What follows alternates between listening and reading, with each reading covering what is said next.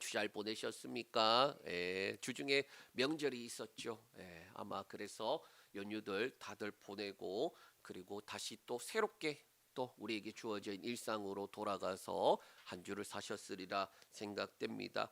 가끔 드라마나 영화를 보고 나면은 사람들이 이런 평가를 남겨요. 어떤 평가냐? 어, 처음 부분 지루한 부분만 조금만 넘어가면 평생에 느낄 수 없는 감동이 있습니다. 그런 평가들을 보게 돼요. 아마 그런 평가 보신 적 있을 겁니다. 자, 그런데 이 초반부가 참 견디기 힘든 이유가 뭘까요? 드라마나 영화를 보는 사람들은요, 어느 정도 정보를 가지고 있잖아요. 아, 이 드라마가 이렇더래, 누가 나온더래, 그리고 주인공이 누구더래, 그런 이야기들 우리가 듣고 그러고 난 다음에 어느 정도 기대하는 바가 있어요. 아, 이 드라마에서 이런 것들이 나오겠지, 이런 장면이 있겠지, 그렇게 하는데 문제는 영화만 해도 보통 요즘 2시간 정도 하는데 1시간이 되도록 뭔가 잔잔하게 뭔가 진행되는 것이 없어 보일 때가 있어요. 그러면 앉아서 아니 도대체 어떻게 된다는 거야? 왜 저런 이야기들이 나오는 거야? 그러할 때가 있다라는 거예요. 빨리 우리 생각에는 주인공이 어떻게 돼요? 빨리 극적으로 이겨내서 승리해야 되는데 그래서 저 악당을 물리쳐야 되는데 그런 생각을 하는데 계속해서 아직도 저 자리야? 그런 생각을 한단 말이에요. 자, 그런데 이 초반부에 빌드업하는 이 과정이 없으면 어떻게 되느냐? 뜬금없이 일어나는 어거지가 돼요. 그러니까 우리 생각에도 에이 저게 말이 돼?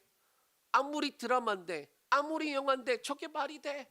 예? 그런 생각을 하게 된다라는 거예요. 예를 들어 옛날에 그런 드라마가 있었잖아요. 워낙 인기가 높으니까 분명히 죽었는데 갑자기 살아나는. 그 다음에 보면은 갑자기 살아났는데 왜 사람들이 저 캐릭터를 죽이면 안 된다 그러니까 죽였다가 갑자기 살아나는 그러한 장면들을 봅니다. 그리고 왜 살아났느냐? 어떻게 살았다 이런 식으로 나오지요. 자, 그런데 인생을 한번 생각해 보면 어떠합니까? 우리가 생각해 보면 우리의 인생들 아마 우리 이제 권사님들은 인생들이 이제 거의 마지막 부분에 있는 절정을 지나서 이제 마지막 마무리하고 있는 그러한 모습들일 거예요. 그런데 인생을 돌아보면은 와, 그렇게 힘들까 싶을 정도로 다 어두운 터널들을 통과하셨잖아요. 저는 가끔 이제 우리 지방에나 또는 목사님들 중에 은퇴하시는 목사님들을 봐요. 그럼 그분들을 보면서 무슨 생각하느냐? 부럽다라는 거예요. 왜? 저분들은 어떻게 해서든지 저 과정들을 잘 마무리했잖아. 저는 아직 한참 남았거든요. 예. 아직 이제 보니까 20년 넘게 남았어. 은퇴할 때까지. 그러니까 달려갈 길이 너무 멀데 지금 현재 앞에 주어져 있는 게 너무 막막하잖아요.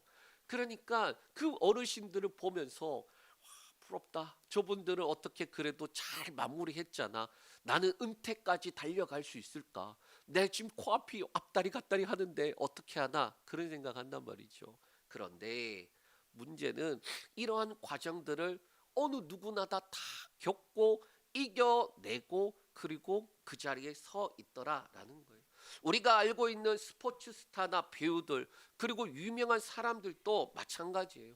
혜성처럼 등장했다라고 했지만 실제로 보면 그 선수들은 어떠합니까? 엄청난 역경들을 다 이겨내고 그 자리에 서 있더라라는 거예요. 우리가 요번에 동계 올림픽을 하고 있는데 하고 있는 줄 몰랐어요. 그런데 우리나라의 이 동계 올림픽 첫 번째 금메달 선수가 누군가 봤더니 최가온이라는 선수더라고요. 이 선수가 저는 잘 몰랐습니다. 그런데 이 선수가 어떠하냐?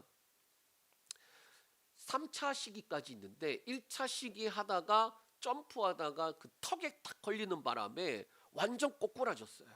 그래갖고 크게 다쳐갖고 한참 엎드려져 있는 상태로 못 일어났단 말이에요.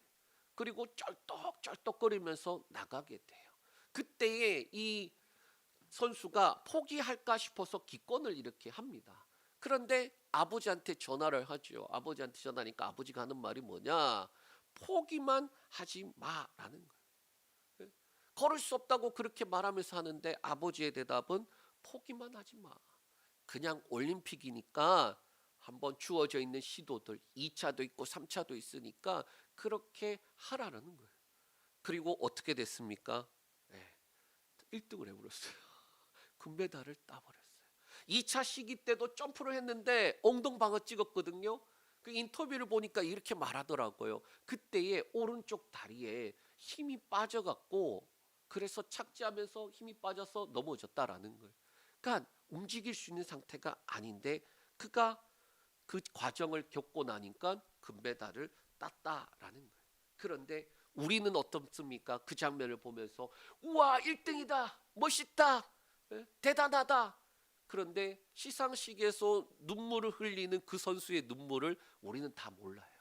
쩔뚝쩔뚝거리면서 시상대를 내려가는 그 모습을 보면서 감동은 있지만 그 선수가 그 과정을 어떻게 겪었는지 다 알 수가 없다라는 거예요. 만약에 그 선수가 1차 시기 때 기권을 했으면 어떻게 됐을까요? 그저 옛날에 내가 스노보드 국가대표였는데 그랬어 참가했었어 그러고 끝났을 수도 있어요. 엑소서를 보면요 인생을 압축해 놓은 듯한 느낌이 들어요. 왜 힘들고 어려울 때는 하나님이 안 보이다가 그 길을 부딪히고 겨우겨우 해나가고 난 다음에 돌아보니 누가 계셨다? 하나님이 계시더라라는 거예요. 오늘 본문 말씀 보면요. 최가온 선수가 1차, 2차까지도 실패했잖아요. 1차 때 크게 다치고 2차 때에는 착지하는데 힘이 안 들어가는 걸 느꼈잖아요. 그런데 3차를 준비하면서 막 결연한 의지를 다지고 있는 그러한 장면과 마찬가지 같다라는 거예요. 지금 하만은 기세가 아주 높아졌어요. 그러고 난 다음에 왕의 초대에 왕후가 베푸는 그 잔치에 자기만 초대됐다고 막 의기양양합니다. 그런데 누구 때문에? 모르드게 때문에 기분이 확 상했어요. 그래서 이 모르드게 어떻게 할까? 어떻게 합니까? 장대 높이에 그를 매달아 죽이자. 그래서 왕한테 가려고 하고 있어요. 그리고 에스더는 어떻게 합니까? 죽으면 죽겠습니다. 그 결의를 가지고 왕께 나아갔어요. 그리고 감사하게도 왕이 그를 사랑스럽게 여겨서 뭐 원하니 나라의 절반까지도 주겠어. 그렇게 이야기하는데 원하는 거 없어요. 다음번에 잔치 한 번 더 할 때에 하만만 데려오세요. 그렇게 하면서 이제 두 번째 잔치를 준비하고 있고 모르드게는 어떠합니까?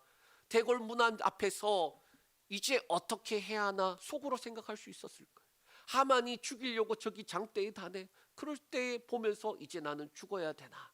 그럴 수도 있었는데 그냥 그 자리에 가만히 믿음으로 지켜져 있더라라는 거예요. 무대가 세워졌고 주사위가 던져졌는데 하나님이 이제 어떻게 움직이실까? 우리 한번 같이 말씀을 살펴보겠습니다. 하나님이 어떻게 움직이시냐? 첫 번째로 보이지 않게 움직이시더라라는 거예요. 우리 1절에서 3절 말씀 읽겠습니다. 그날 밤에 왕이 잠이 오지 아니하므로 명령하여 역대 일기를 가져다가 자기 앞에 읽히더니 그 속에 기록하기를 문을 지키던 왕의 두 넷이 박다나와 데레스가 아하수에로 왕을 암살하려는 음모를 모르드게가 고발하였다 하였는지라. 왕이 이르되 이 일에 대하여 무슨 종기와 관작을 모르드게에게 베풀었느냐 하니 측근 신하들이 대답하되 아무것도 베풀지 아니하였나이다 하니라. 지금 이 6장의 시작을 보면은 어떠하느냐? 왕이 라고 나와요. 왕이 자려고 누웠는데 잠이 안 오는 상황이 주어지더라라는 거예요. 바로 직전에 어떤 상황이었습니까? 하만이 그렇게 의기양양했던 상황, 에스더가 겨우겨우 왕 앞에 나아갔던 상황, 모르드게 그저 자기가 할 수 있는 것이 아무것도 없이 하나님 앞에 서 있는 모습이에요. 자, 그런데 하나님께서 어떻게 움직이셨느냐? 보이지 않게 움직이시는데 그 첫 번째가 바로 왕이 잠을 못 자요. 재밌는 게 뭐냐? 여러분, 잠은 우리가 성경에서 보면은 사랑하는 자에게 잠을 주신대요. 진짜 신기하게도 저도 잠이 안 올 때가 있었어요. 불면증 같은 게 있었어요. 그런데 그거 붙잡고 기도를 하는 거예요. 사랑하신다며요. 근데 왜 나는 잠이 없어요. 새벽에 기도해야 되는데 왜 잠이 안 와요. 막 그런 걸로 힘들었단 말이에요. 그런데 궁극적으로 왜 잠이 안 오느냐, 가만히 생각해 보면 생각이 너무 많은 거예요. 왕이 잠이 오지 않았어요. 왜 잠이 오지 않았는지에 대해서 성경은 설명을 하지 않는데, 뭐냐, 하필 이때 잠이 오지 않았다라는 거예요. 두 번째, 역대 일기를 가져와서 읽었다라고 말하고 있어요. 다 잠이 안 오면은 역대 일기를 읽을까요? 아니잖아요. 아마 저도 비슷할 거고 여러분도 비슷할 거예요. 잠이 안 오면 어떻게 됩니까? 누워서 이 생각 저 생각 하다가 빨리 잠이 들기를 그렇게 생각을 해요. 누워서 잠이 안 오니까 벌떡 일어나서 성경 읽어야지 하시는 분 계신가요? 가끔 그런 분 계시더라고요. 왜? 읽으면 잠이 잘 오니까. 그런데 막상 앉아서 말씀 보면 어떠하느냐? 잠이 더 안 와요. 더 또렷해져요. 희한하죠. 그런데 왕이 하필 잠이 안 왔는데 하필 뭘 했다? 역대 일기를 읽었다라는 거예요. 그리고 하필 어느 부분을 읽었습니까? 모르드게가 왕의 그 암살 음모를 하는 두 사람, 이 대문에 지키던 두 사람을 고발한 사건을 읽었다라는 거예요. 사람들이 우연히 거듭되면 어떻게 말합니까? 필연이다. 야, 그거 운명이다. 사람들이 그렇게 이야기하잖아요. 그런데 성경에서는 뭐라고 말하느냐? 하나님이 일하셨다라고 말씀하고 있다라는 거예요. 계속해서 에스더 말씀을 보면 하나님이 어떻게 했다라는 내용은 안 나오는데, 우리가 말씀을 보고 있으면 뭘 깨닫느냐? 하나님이 계속해서 일하고 계시는구나 라는 걸 알아요. 사실 우리가 에스더 첫 번째 부분 1장에 가서 보면은요, 어떤 일이 일어납니까? 왕이 갑자기 6개월 동안 연애를 베풀다가 마지막 날에 어떻게 일어났냐? 주흥이 일어났다라는 거예요. 주흥. 왕이 주흥이 일어나서 뭐합니까? 왕후를 데려와서 자랑하고 싶었다라는 거예요. 그래서 옷을 입혀서 그래서 왕후 오라고 이야기해라. 자랑하려고. 그런데 하필 그때 어떠합니까? 왕후가 왕의 명령을 거절해요. 이 왕의 명령은 절대적인데 거절을 해요. 거절하면 처벌을 받을 수 있을 텐데 거절을 해요. 왕후가 왜 그랬는지 모르겠지만, 이 와스디가 왜 그랬는지 모르겠지만 왕의 명령을 거절해야 될 만큼 사정이 있었던 거예요. 그런데 어떻게 됩니까? 하필 사람들이, 주변에 있는 측근들이 왕후 폐위하고 새로운 왕후 마주소서라는 거예요. 그래서 누가 됐나요? 에스더가 되었다라는 거예요. 그 장면을 보면서 우리가 뭐라고 했습니까? 하나님이 지금 일하시는 장면이다라는 거예요. 이해가 안 되잖아요. 하필 왕이 왜 그랬을까? 왕이 왜 그랬을까? 왕이 왜 그랬을까? 그런데 에스더가 세워지기 위한 과정에서 필요했다라는 거예요.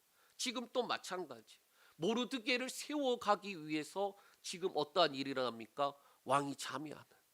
잠이 안 와서 하필 뭐합니까? 역대일기를 읽었네.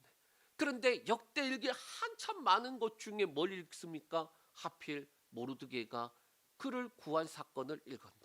그래서 모르드게에게 존귀나 관직을 줬냐? 뭐라도 보상해 줬냐? 아니요, 아무것도 없었습니다 라는 거예요. 자, 모르드게 입장에서는 아무것도 몰라요. 이 상황을 몰라요.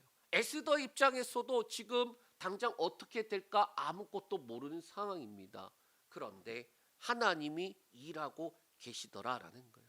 제가 이 말씀 준비하는데 예전에 있었던 일이 생각나더라고요. 우리 교회가 지금 세 번째 장소예요. 여기가 첫 번째 개척을 하기 위해서 제가 이제 경주에서 올라왔어요.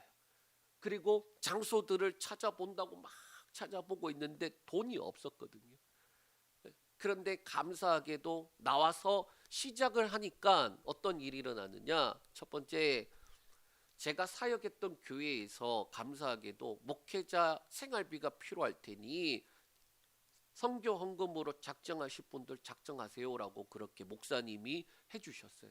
그래서 성도님들이 작정을 해서 정말로 생활할 수 있는 정도의 수준의 그렇게 헌금이 매달 이렇게 저한테 주어졌어요. 너무 감사하더라고요. 두 번째, 고향교회에서 감사하게도 저희 고향교회가 100주년이 됐는데 100주년 넘었거든요 지금은. 그런데 개척한 목사가 한 명도 없었던 거예요. 개척 이런 거예요. 다 이제 부임해서 가시는 분들이었던 거죠. 그래서 뭔가 특별하게 해주려고 하는데 월세를 지원해 주겠다라는 거예요. 그러니까 얼마나 감사해요. 근데 두 개가 해결이 됐잖아요. 그래갖고 저한테 목사님 물으시더라고요. 자, 그렇게 준비가 됐는데 인테리어는 어떻게 할 거니? 라고 물으시더라고요. 제가 뭐라 했냐면 그냥 뭐 저기 의자 놓고 예배 드리면 되는 거 아닙니까? 인테리어 생각을 못했어요. 해본 적이 없으니까 개척을. 인테리어를 생각을 못하고 장소만 있으면 되지. 젊은데 장소만 있으면 되지 했던 거예요. 그런데 인테리어를 한참 감사하게도 해 나가다가 돈이 없었어요. 그래서 기도를 하는 거예요. 하나님 이게 필요한데 돈이 없어요. 그리고 제가 그때 주로 불렀던 찬양이 이따가 우리 봉헌 찬양으로 부를 찬양인데 주님의 은혜 내게 넘치네 나를 향한 주 은혜라는 그 후렴 부분이 나와요. 영어로 어떻게 되느냐? Your grace is enough. 하나님의 은혜가 충분합니다라는 그 찬양을 기도하면서 맨날 불렀거든요. 근데 어느 날 교회 통장에 돈이 찍혀 있는데 1,000만 원이 찍혀 있는 거예요. 그리고 입금자가 누구로 돼 있느냐? 주님의 은혜로 찍혀 있더라. 제가 깜짝 놀랐어요. 그러니까 다른 사람은 1,000만 원 들어와서 기뻐 좋겠다라고 했겠지만 저한테 있어서 그 1,000만 원보다 더 큰 게 뭐였느냐? 주님의 은혜라는 그 입금 그 이름이었어요. 왜? 내가 하나님을 향해서 기도하고 하나님을 향해서 하나님은 이런 분입니다 고백하고 찬양했던 그 가사였기 때문에 아마 저는 그 말씀을 준비하면서 이 부분을 준비하면서 에스더는 어떤 일이 일어날지 몰라요. 모르드게는 더 몰라요. 하만 또 몰랐을 거예요. 그런데 하나님이 뒤에서 일하고 계신다라는 것이 지금 나타나는 장면이에요. 저와 여러분 또 마찬가지입니다. 기도를 해요. 문제를 가지고 기도를 해요. 그런데 눈앞에 되어지는 게 하나도 없어요. 이게 될까 싶고 그리고 그 기한이 때로는 넘어가 버릴 때가 있어요. 돈이 여기까지 준비돼야 되는데 직전까지도 없다가 날짜를 지나가 버리는 때도 있어요. 그러면 어떻게 됩니까? 하나님이 내 기도를 응답하시지 않은 걸까? 나는 이제 어떻게 해야 되나? 그런데 뒤에서 보면은 하나님이 나보다 더 열심히 준비하시더라라는 하나님이 보이지 않게 일하고 계십니다. 눈에 보이면 더 좋을 텐데 그런데 하나님은 보이지 않는다고 일하고 계신 것이 아니라 일 안 하고 계신 것이 아니라 일하고 계시더라라는 거예요. 아마 저와 여러분들에게도 지금 기도하고 있는 것에 저보다 더 급하게 하나님이 일하실 줄 믿습니다. 아멘. 두 번째로 뭐냐? 하나님은 때를 움직이시더라라는 거예요. 우리 4절에서 6절 말씀 읽겠습니다. 왕이 이르되 누가 뜰에 있느냐 하매 마침 하만이 자기가 세운 나무에 모르드게 달기를 왕께 구하고자 하여 왕궁 바깥뜰에 이른지라 측근 신하들이 아뢰되 하만이 뜰에 섰나이다 하니 왕이 이르되 들어오게 하라 하니 하만이 들어오거늘 왕이 묻되 왕이 존귀하게 하기를 원하는 사람에게 어떻게 하여야 하겠느냐 하만이 심중에 이르되 왕이 존귀하게 하기를 원하시는 자는 나 외에 누구리요 하고 왕이 잠이 오지 않아서 어떻게 했습니까? 역대 일기를 읽기 시작했고 그러고 난 다음에 모르드게의 공을 알게 되었어요. 그리고 이 다음에 어떻게 마침이 되느냐? 하나님이 때를 움직여서 일하시기 시작하더라라는 거예요. 어떠한 때냐? 첫 번째 왕과 하만의 때를 움직여요. 자 4절에 보면 누가 뜰에 있느냐라고 왕이 물었는데 때마침 누가 왔습니까? 하만이 왔어요. 왕의 입장에서는 잠이 오지 않아서 뭐하고 있었어요? 역대일기를 읽고 그걸 발견하고 그리고 이거를 어떻게 처리해야 되나 잠이 안 오니까 계속 그 생각했는데 어떻게 됐어요?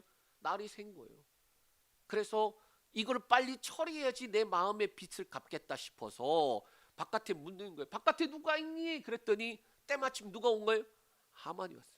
하만 입장에서는 어떻게 합니까? 장대 높이 세워놓고 저 모르드게 저거 죽여버려야지. 내가 왕한테 가서 빨리 죽여버려야지. 그래서 뭐 한 거예요? 하만 또 잠을 못 잔 것 같아요. 예? 분노가 일어나서 빨리 날이 새야지 왕한테 가서 뭐 하는 거예요? 지금 이야기에서 달아버려야지. 그 생각을 한 거예요. 그런데 하만이 왕한테 가려고 바깥들에서 기다리고 있는데 막 도착해서 기다리는데 뭐 하는 거예요? 왕이 때마침 하만을 부른 거예요. 바깥에 누가 있느냐? 저요, 저요, 저요. 그리고 하만이 그렇게 이야기를 하는 거예요. 때마침 서로가 맞은 거예요. 둘째, 존귀하기를 원하는 자에게 포상에 대한 질문을 하고 있어요. 이 포상을 이야기하는데 5절에 보니까 서로 달라요. 왕은 누구를 포상하려고 합니까? 모르드게. 그런데 그것을 들은 하만은 무슨 생각합니까? 왕이 존귀하게 하려고 하는 사람 누구밖에 없어? 나밖에 없어. 마침 내가 왕한테 요청할 게 있었는데 왕이 그렇게 이야기하네. 그러면 내 소원을 이야기해야지. 그렇게 이야기하는 거예요. 그래서 하만은 세 번째로 존귀한 때와 수치의 때를 하나님이 만드시는데 하만이 7절에서 9절에 자기밖에 존귀한 자가 없다고 생각하고 난 다음에 자기가 원하는 것을 이야기 시작합니다. 우리 8절 9절 말씀만 요거 읽겠습니다. 8절 9절.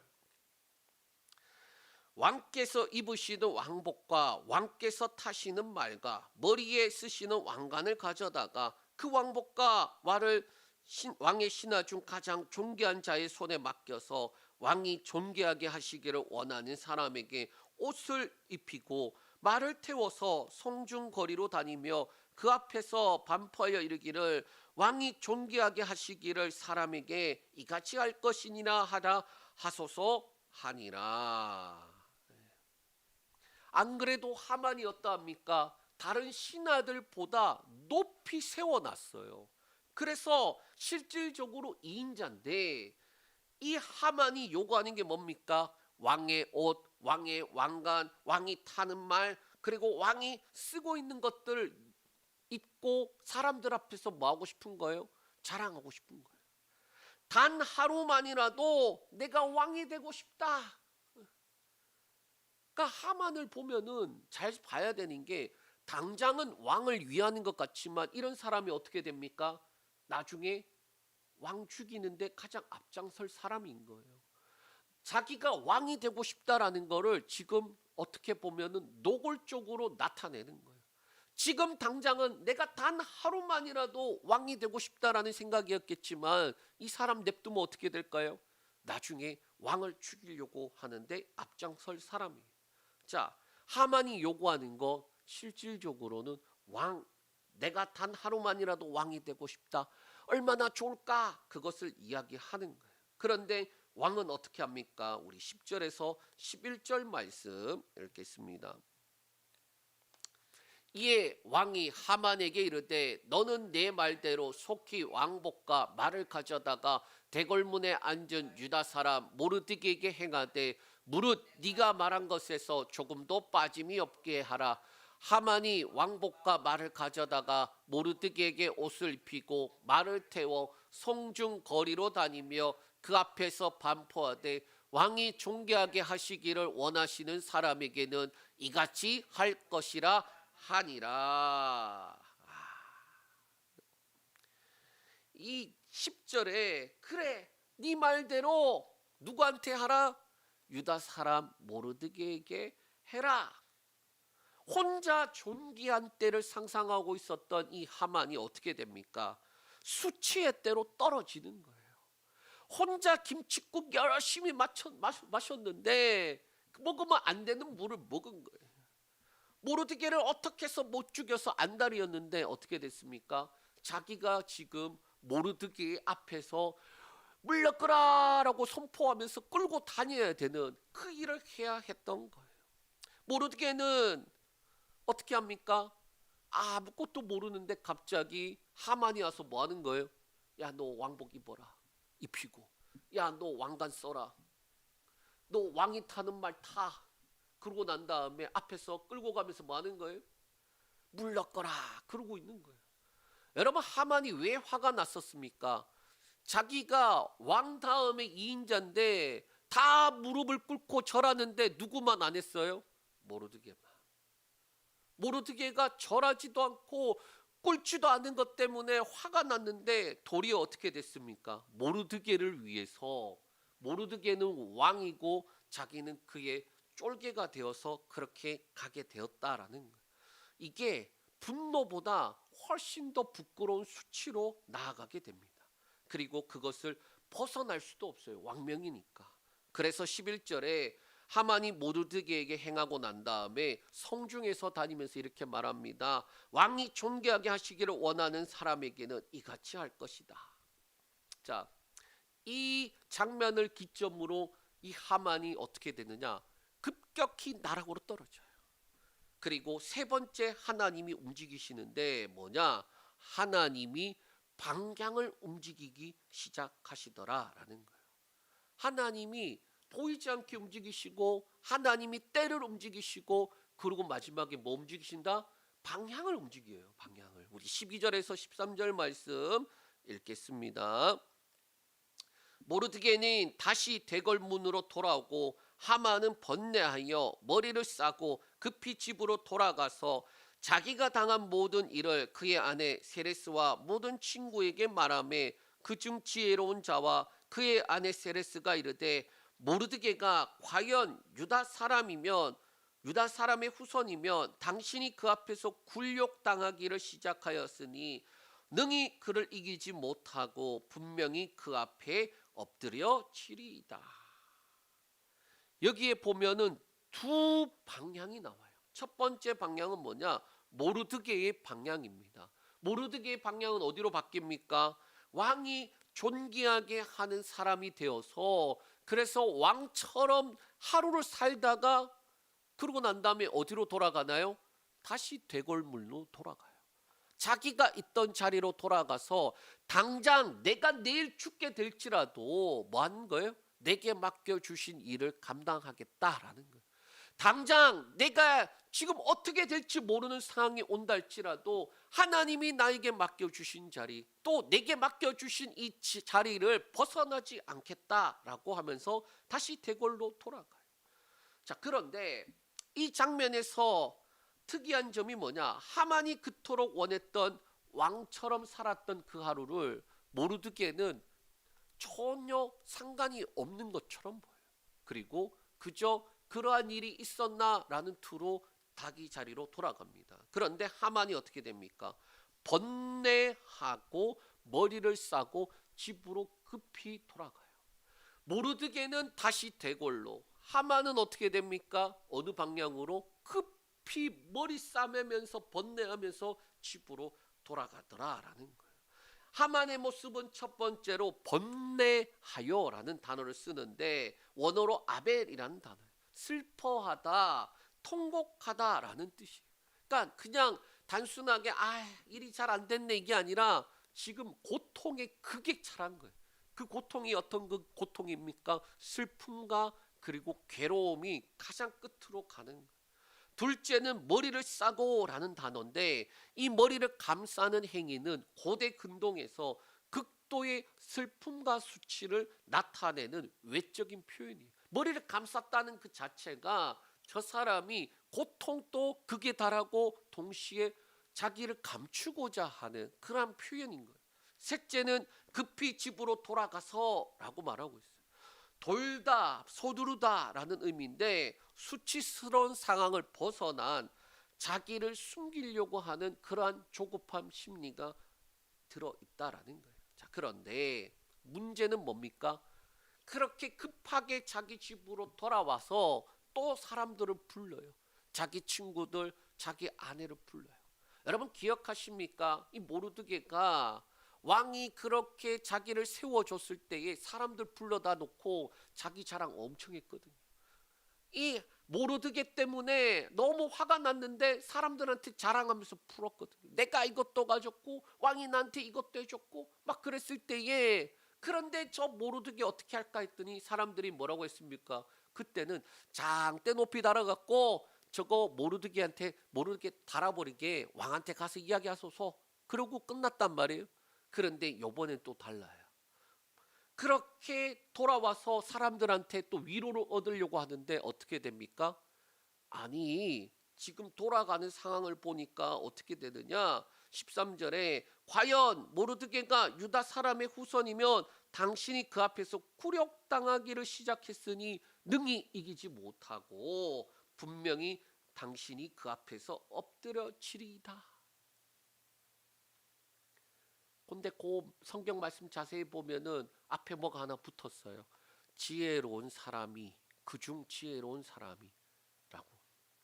자, 이 사람들이 5장에서 그렇게 말하고 지금 6장에서 어떻게 말하냐? 그 바로 다음에 어떻게 말하느냐? 당신 절대로 이길 수 없습니다. 당신 망합니다. 당신은 이제 끝났습니다. 라고 말한다라는 거예요. 여기 보면 분명히 그 앞에서 엎드리지리다 라는 말은 떨어지다, 존복하다 라는 뜻인데 부정사 절대형과 미완료형 형태가 그렇다는 거예요. 그게 뭐냐? 100% 확실하게 당신은 망한다 라는 것을 말하고 있어요. 하만의 몰락은요, 피할 수도 없고 이제 끝을 향해서 가고 있다라는 걸 사람들을 통해서 이야기를 하고 있는 부분입니다. 그리고 이 방향이 어디로 가게 되느냐? 우리 같이 한번 말씀 보겠습니다. 6장 14절 읽습니다. 아직 말이 그치지 아니하여서 왕의 내시들이 이르러 하만을 데리고 에스더가 베푼 잔치에 빨리 나가니라. 사람들한테 말하고 있는 중에, 사람들이 하만에게 말하고 있는 중에 지금 어떠한 일이 일어납니까? 왕의 신하들이, 내시들이 와서 하만을 급히 데려가더라 라는 거예요. 아직 말이 그치지 아니하여 라는데 이 불길한 소식을 듣고 어떻게 해야 되나 생각할 겨를도 없이 데려가 버리더라 라는 거예요.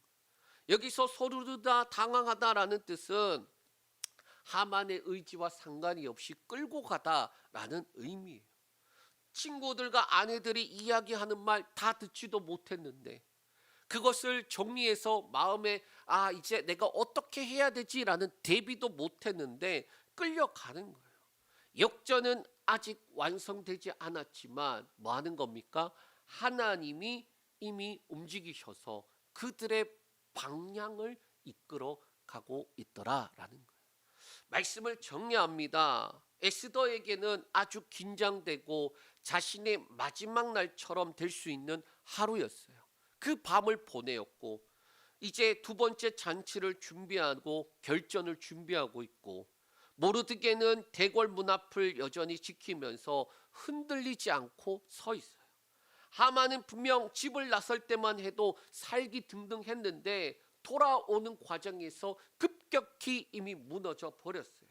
그리고 어떻게 할 수 없이 끌려 나오고 있어요. 에스더도 몰랐고 모르드게도 몰랐고 하만도 몰랐던 하루입니다. 그런데 하나님은 알고 계셨다라는 거예요. 그리고 그 밤에 하나님이 움직이셨다라는 거예요. 저와 여러분들이 인생을 살면서 수많은 문제들을 그리고 어려운 일들을 마주해요.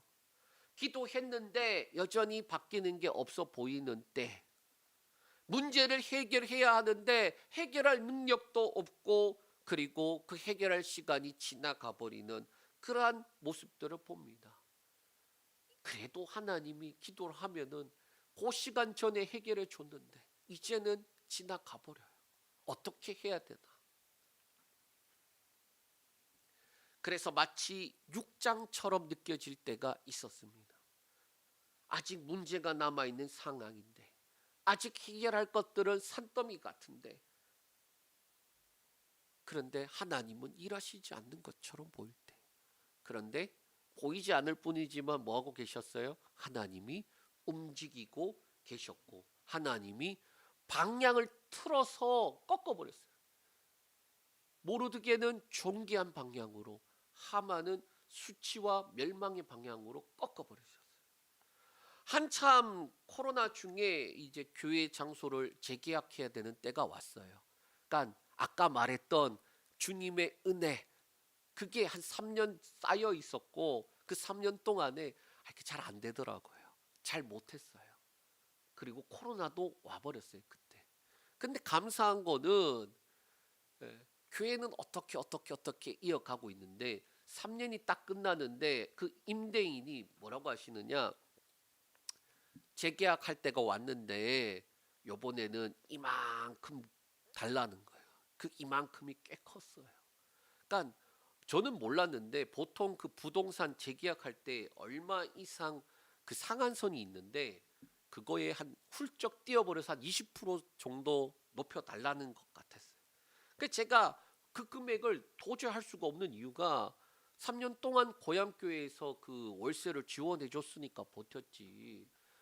그런데 그 금액이 훨씬 높단 말이에요. 예? 그게 제가 기억하기로는 월 200만 원이었을 거예요. 150만 원에서 200만 원으로 올려 달라는 거예요. 할 수가 없잖아요. 당장 어떻게 될지도 모르겠는데. 기도했어요. 기도를 하는데 이미 제가 너무 지쳐버렸더라고요. 하나님, 이거 더 이상 뭐 어떻게 할 방법도 없고 능력도 없고 기도할 힘도 없어요. 아, 모르겠어요. 하나님 알아서 하십시오. 근데 그때 제가 지금 와서 돌아보면 아니 하나님이 어떻게 일하셨는지 까마득하게 잊어버린 거예요. 그 주님의 은혜를 잊어버린 거예요. 그런데 문제만 크게 보이는 상황이었던 거예요. 그 제가 그때 기도하면서 어떤 기도를 했냐, 이 기도를 했어요. 뭐냐, 하나님이 좀 해결해 주면 안 돼요?